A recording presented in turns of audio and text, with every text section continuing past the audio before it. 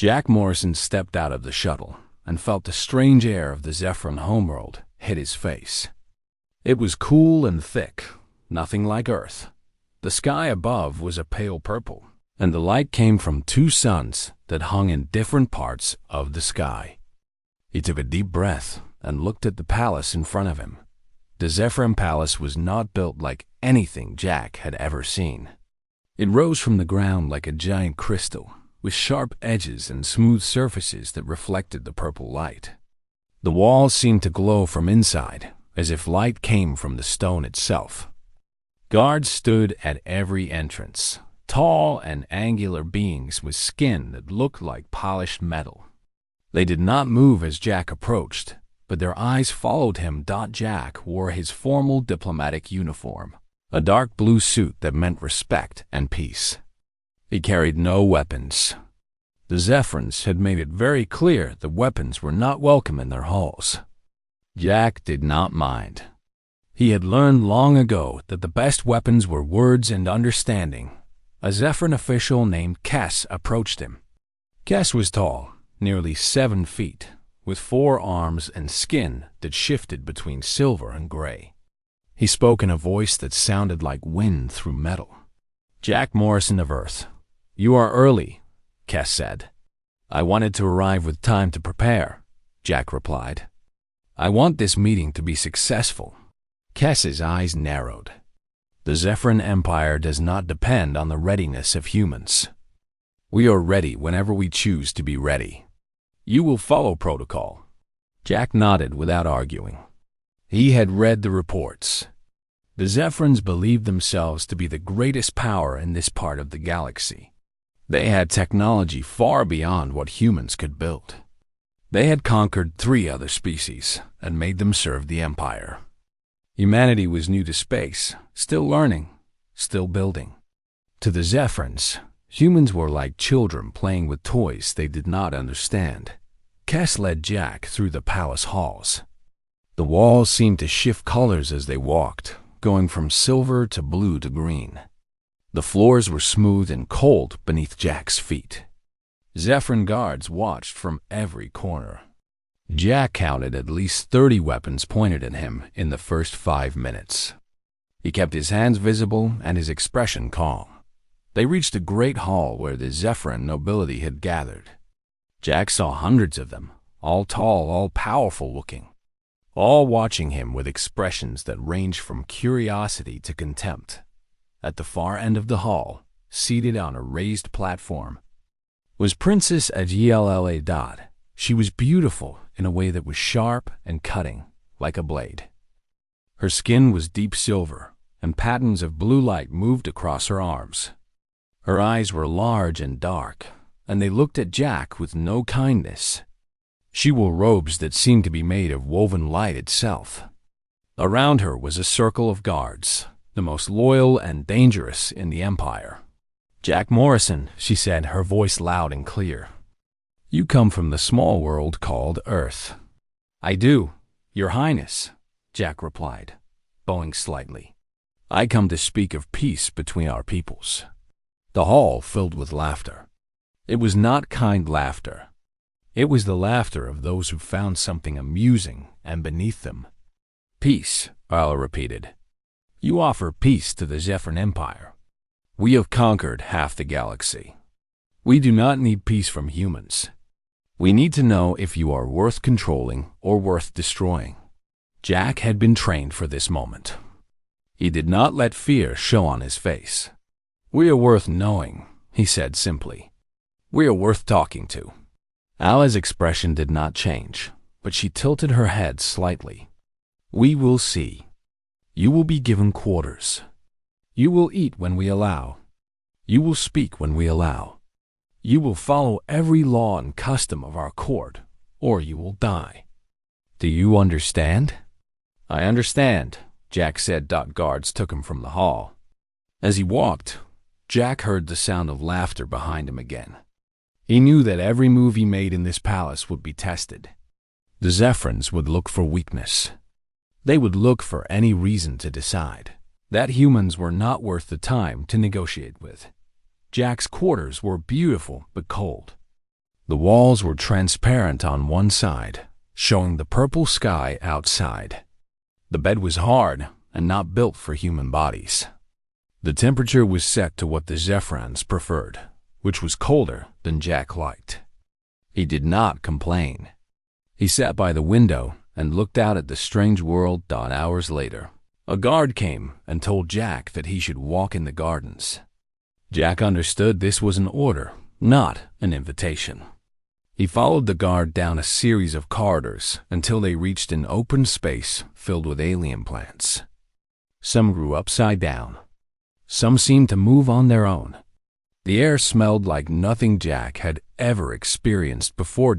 As he walked through the gardens, Jack heard a soft sound. It was small and quick, like something hiding.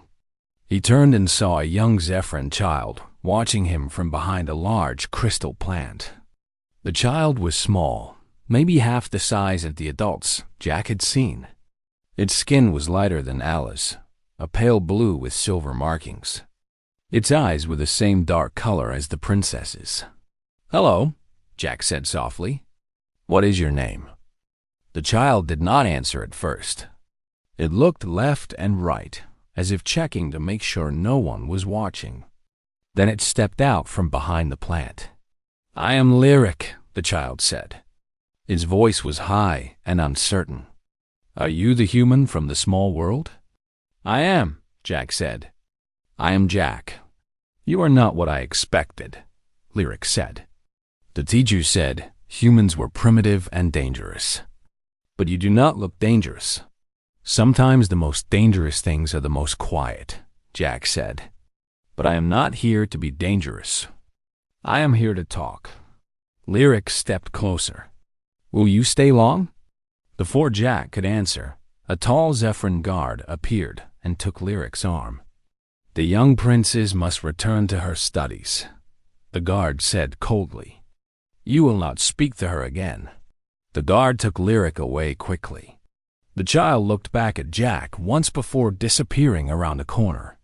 Jack stood alone in the strange garden, knowing that he had just made a connection that could change everything about this mission. But he also knew that it could make things far more dangerous. He returned to his quarters and waited for the real tests to begin. The next morning, Jack was called to the negotiation chamber. It was a large room with walls of the same glowing crystal as the rest of the palace.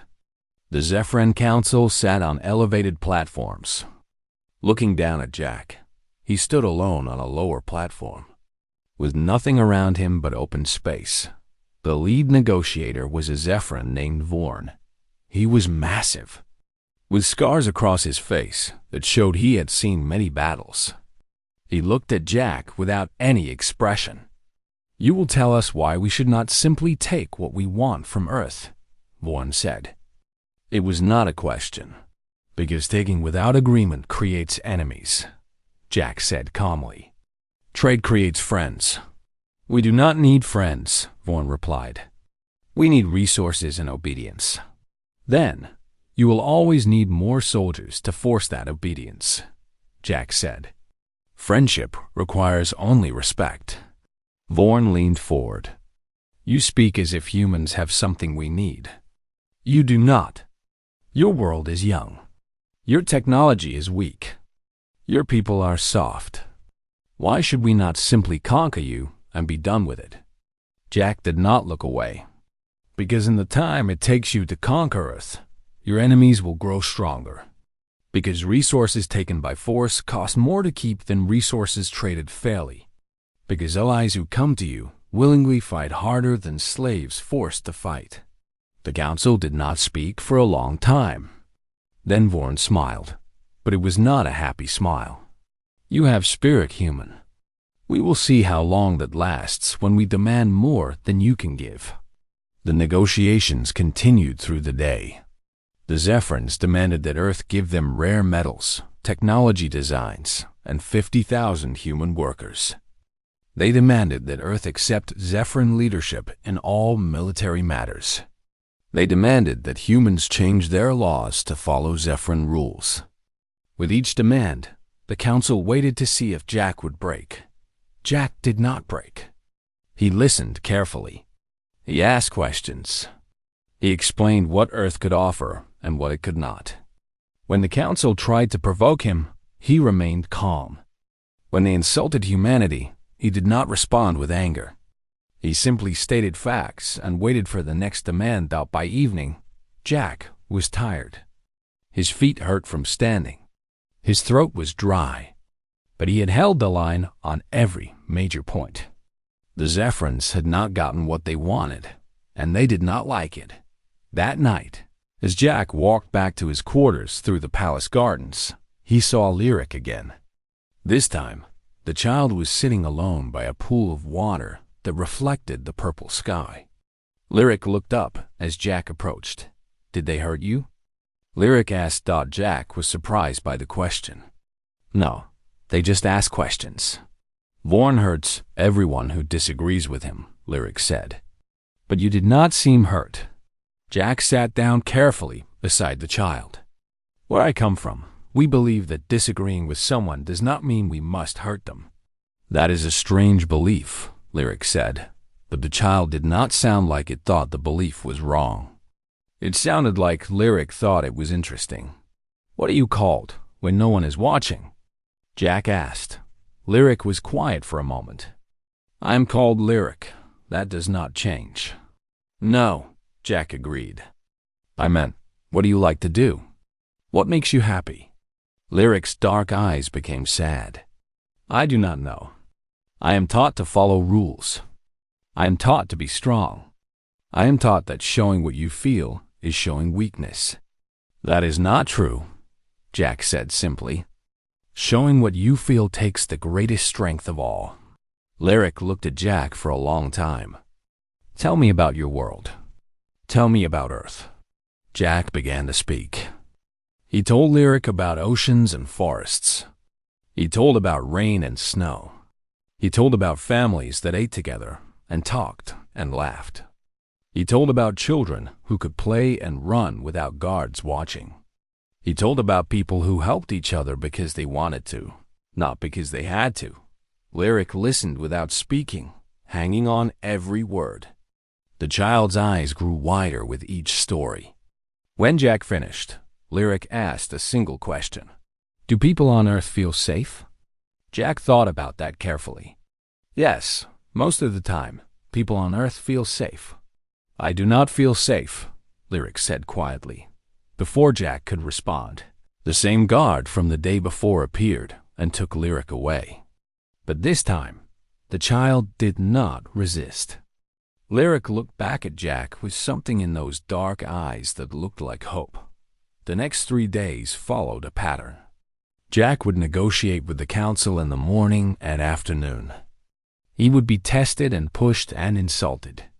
And each evening, he would meet Lyric in the gardens.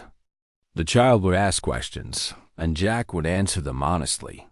He told Lyric about music and art and games. He told about love between parents and children, about loyalty and trust. With each story, Jack could see the change in Lyric. The child began to ask more questions. The child began to seem less like a small version of the hard Zephrons and more like a person trying to understand the world. On the third night, as Jack sat with Lyric by the pool, the child asked the question that changed everything. "Will you stay on the Zephron homeworld?" Lyric asked. "Or will you leave and never come back?" Jack looked at the child and understood that Lyric was asking about more than just a visit. The child was asking if there was anyone in the palace who would stay, who would not abandon them to the coldness and the rules.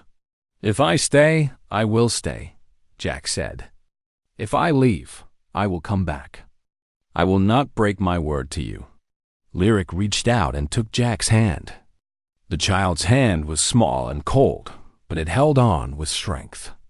For the first time since arriving on this world, Jack understood that his mission was about more than politics or trade.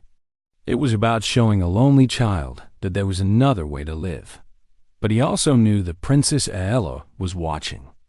He had seen her more than once, standing in the shadows of the palace corridors, observing him with those dark eyes that saw everything, and he could not read what she was thinking. The formal ceremony was called for the evening of the fourth day. Jack was told to dress in his finest clothes and be prepared for the final judgment from the Zephron court. He understood what this meant. The negotiations had not gone the way the council wanted. They were going to make a decision about Earth, and Jack suspected it would not be a decision in humanity's favor. He walked through the palace corridors toward the Great Hall. Guards lined every wall. The palace itself seemed to have changed since he arrived. It felt colder, more hostile. He could feel the weight of their judgment pressing down on him. The Great Hall was filled with every important Zephron in the Empire. Thousands of them sat in rows, all watching the central platform where Jack would stand. Princess Aella was there with the council members. Lyric was seated beside her mother, wearing formal robes of silver and blue. Jack climbed onto the central platform. The lights in the hall dimmed. All attention focused on him. He stood alone, surrounded by aliens who saw him as less than they were. Vorn stood up. His voice echoed through the entire hall. Jack Morrison of Earth, the Zephron Empire has considered your words and your world. We have made our judgment. You will tell your people that they must accept Zephron rule. You will tell them that they must send workers and resources. You will tell them that they must obey every law we create. If you refuse, we will send a fleet to Earth, and we will take what we want by force. You have until the end of this ceremony to agree. Jack looked out at thousands of faces. He could see the cruelty in their eyes. This was not negotiation.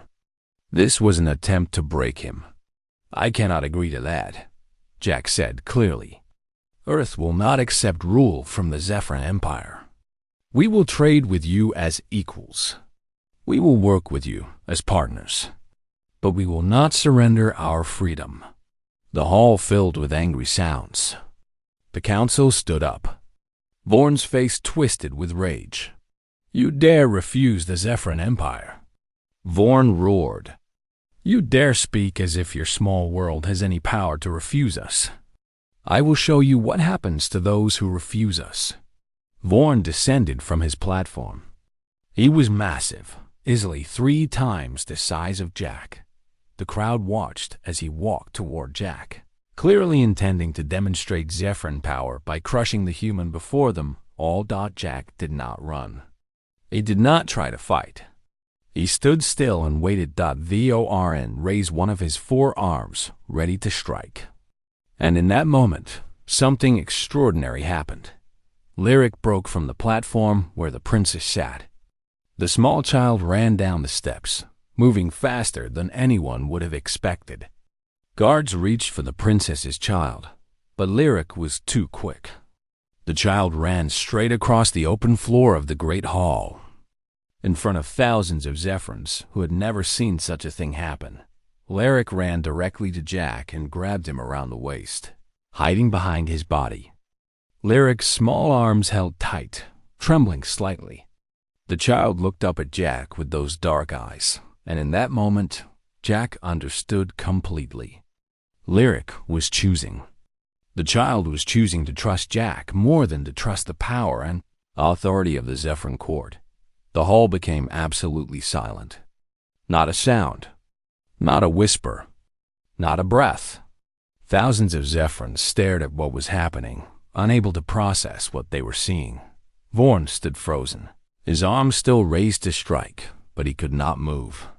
He could not hit Jack now, not with the princess's child clinging to the human side. The child's action had violated everything the Zephron court believed in. It had broken the structure of their entire society.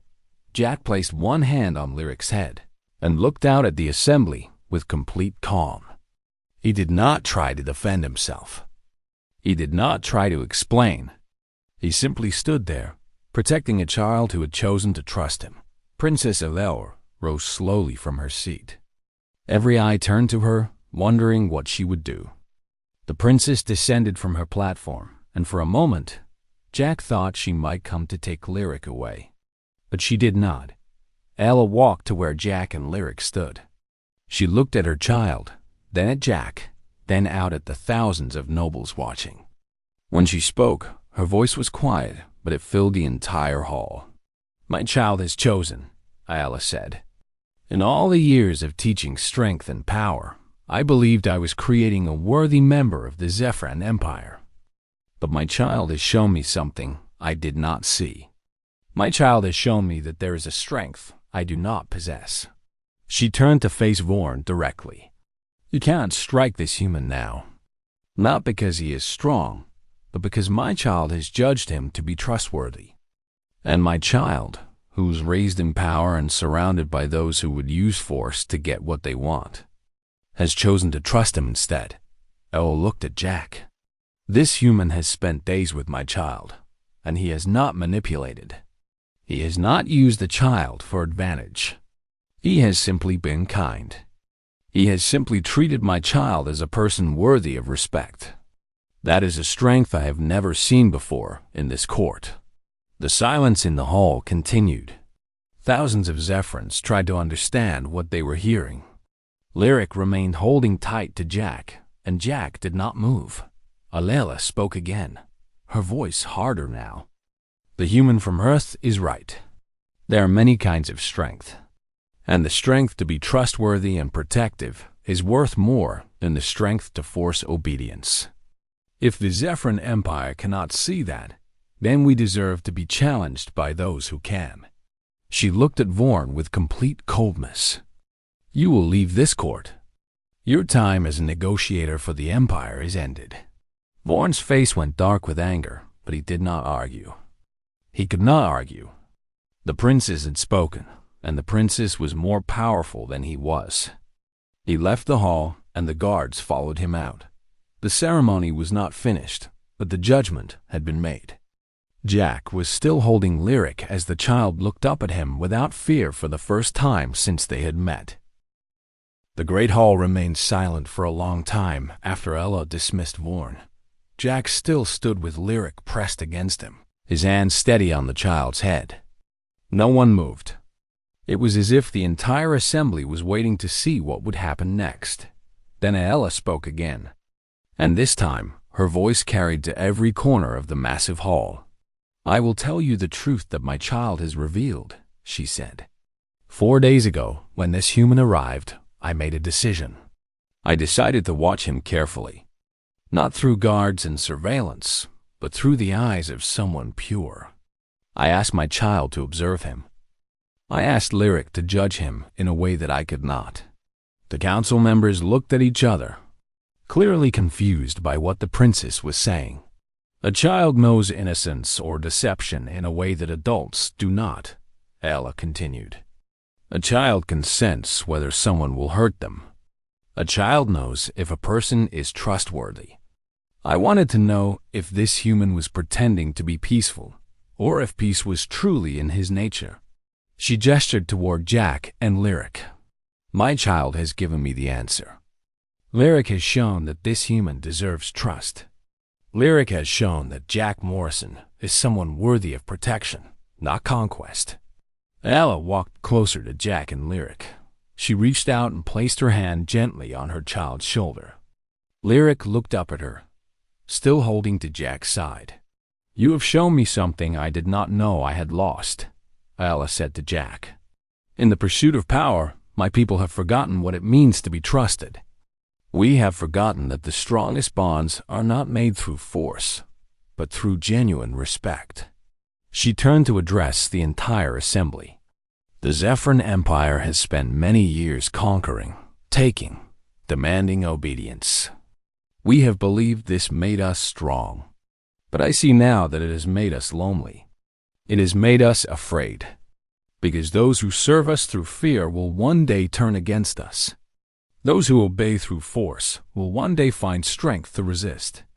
The council members began to speak, their voices rising in argument. They were not accepting this change. Jack could see the resistance in their faces, the anger at what Aella was saying, but Aella raised her hand, and the voices stopped. I am the princess of the Zephron Empire. My word carries weight in these halls. And I am telling you that the way we have ruled is failing. The fact that this human could stand alone against our strongest negotiator and win through words instead of weapons should tell you something. She looked at one of the older council members, a Zephron named Kalish, who had been watching carefully without speaking. Kalish, you have ruled for many years, Aella said. Have the species we conquered ever truly become our allies? Kalish was silent for a long time. Then he spoke. No, they obey, but they plan rebellion. They give us resources, but they withhold their best efforts. They follow our laws, but they dream of breaking free. Exactly, Aella said. We have strength without loyalty. We have power without peace. And that is a weakness that will eventually destroy us. Jack listened carefully. He understood that Aella was not just making a speech. She was making a political move. She was using her child's trust in him to change the foundation of Zephron society. It was brilliant and dangerous. There is much work to be done, Aella said, looking at the assembly. There are negotiations to be held. There are agreements to be made. And there are old ways that must be abandoned. She looked directly at Jack. You came to speak of partnership. You spoke of trade instead of conquest. At the time, I thought you were weak. I see now that you were showing strength I did not recognize. Jack remained still, waiting to see what would come next. The Zephron Empire will offer Earth the following, Aella announced. We will trade fairly. We will respect your independence. We will work together as equals, not as masters and servants. And in return, we ask only for honest dealing and the knowledge that comes from your people. The hall erupted in arguments. Many nobles stood up, objecting to what the princess was saying. They had built their power on conquest and dominance. The idea of treating others as equals was foreign to them. But Aella did not back down. Those who cannot accept this will find themselves without power in the new Zephron Empire, she said coldly. The old ways are ending. Those who wish to continue them will end with the old ways. The message was clear. The princess was consolidating her power. She was using the lesson from her child to remake the structure of Zephron rule. Over the next few hours, as the formal ceremony continued, the Zephron court slowly accepted what was happening. Some nobles left the hall in protest. Others stayed and gradually began to understand what Aella was explaining. The Zephron way would change, not because they had become weaker, but because they had learned a stronger way. Jack stood with Lyric through the entire process. The child did not leave his side, and Jack did not release the child. Around them, an empire was shifting its foundation. When it was finally over, Aella came to Jack personally. She knelt down and looked at her child. Thank you, Lyric, she said quietly. You have taught me what I should have known all along. Then she looked at Jack. And thank you, Jack Morrison of Earth. You have shown my child, and through my child, shown my people, that there is another way. Jack bowed respectfully. Thank you for being willing to see it, Your Highness. Aella smiled, and for the first time, the smile reached her eyes. It was not the cold, cutting smile from when Jack first arrived. It was genuine warmth. The negotiations for Earth will continue, she said. But they will be negotiations between equals. We have much to learn from your people. As the night wore on, Jack realized that he had not just negotiated a treaty. He had helped begin a transformation. And it had started with one moment when a child chose trust over authority, and when one human simply accepted that choice without trying to use it for advantage. The next morning, Jack was not woken by guards or by formal summons. Instead, Lyric came to his quarters, walking openly without attendants for the first time. The guards at the palace doors had not stopped the child. Things were already changing.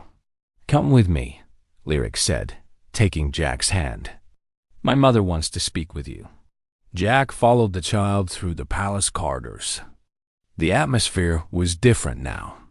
Some of the guards still watched him carefully, but others nodded in acknowledgement. Word had spread through the palace about what Lyric had done, about what it meant, about the judgment the princess had made. Ella was waiting in a private chamber, not the grand hall or the council room. It was a simple space with furniture designed for actual comfort rather than showing power. The princess was sitting by a window that looked out over the Zephron landscape. She turned as Jack entered. "Thank you for coming," Ella said. "I wanted to speak with you away from the formal spaces." Jack bowed slightly. "Of course, Your Highness." Ella gestured to a seat. "Please, sit. And you may call me Ella here. There are no ceremonies in this room." Jack sat carefully. Lyric climbed into the seat next to him, the child's presence a constant comfort. "I owe you an explanation," Ella said. She looked out the window for a moment before continuing. "I have been the princess of this empire for many years. I have been trained since birth to be strong, to value power, to believe that control comes through force. But I have also watched my people become increasingly isolated. Even within our own society, there is no real trust. Everyone is afraid of everyone else." Jack listened without interrupting. "When you arrived," Ella continued, "I decided to test you in a way that the council could not. I brought Lyric to observe you because children are honest in their judgments. They cannot hide from their own feelings. If you had been deceptive, if you had tried to manipulate my child for your own purposes, Lyric would have known it." "And if I had treated your child badly?" Jack asked. "Then I would have ended the negotiations and your life," Ella said matter-of-factly. "A threat to my child is a threat to everything I care about. The council thought I was reckless, allowing a child near the human. But I was not reckless. I was being a mother." Lyric squeezed Jack's hand, understanding that Ella was explaining something important. "Lyric has learned things from you in 4 days that our schools would never teach," Ella said. "Lyric has learned that safety can come from trust instead of power. That kindness is not weakness. That different species can care about each other. These things are not taught in the Zephron Empire because we do not believe they are true. But you have shown my child that they are." "I only shared stories," Jack said. "And I treated Lyric with respect." "Exactly," Ella said. "And that was enough to change my child's understanding of the world. That is the power I see in humanity. Not the power to destroy or conquer, but the power to change how people think about themselves and others." She stood and walked to the window. "I am going to make changes to the Zephron court. Some will resist. Some may even try to remove me from power. But I believe these changes are necessary if our empire is to survive and grow." "What kinds of changes?" Jack asked. "I am going to allow the species we have conquered to have more control over their own worlds," Ella said. "I am going to establish real trade agreements instead of taking what we want. I am going to teach our children that there are many forms of strength, not just physical power.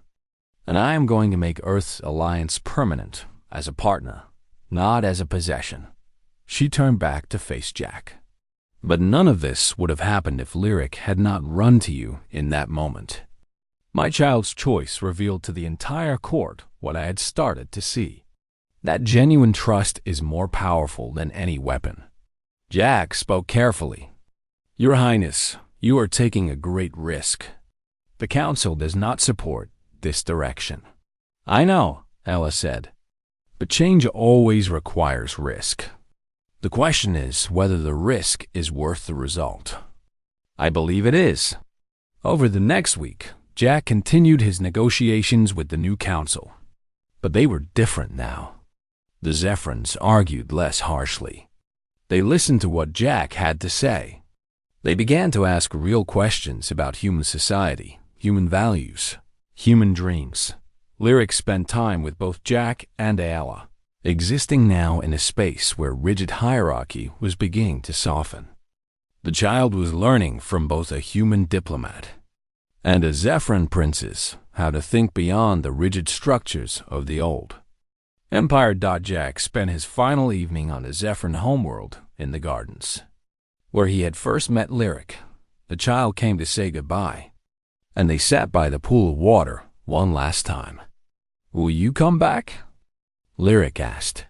"I will," Jack promised. "And when you grow up, you will visit Earth. You will see the oceans and the forests. You will meet my people. And together, we will help make sure that the friendship between our species grows strong." "My mother says you are a bridge," Lyric said. "She says you helped us see that we could be different." "Your mother is wise," Jack said. "And you are brave. Never forget that."